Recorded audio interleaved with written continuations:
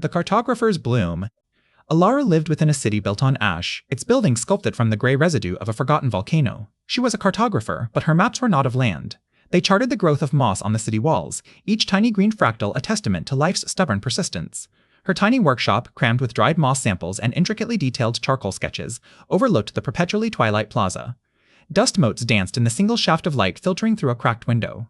You need to add some text for me to talk.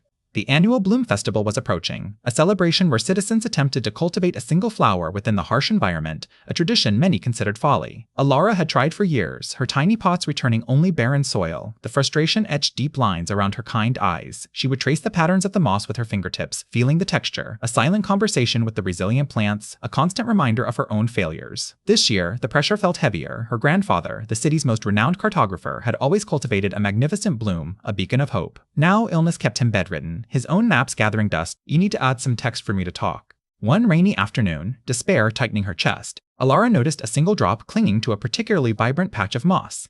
As it slid down, it left a shimmering trail, revealing a tiny seed nestled within the moss's embrace. An almost forgotten memory surfaced, her grandfather teaching her to read the subtle signs of the moss, whispering about the hidden resilience of seeds, the power of tiny gestures.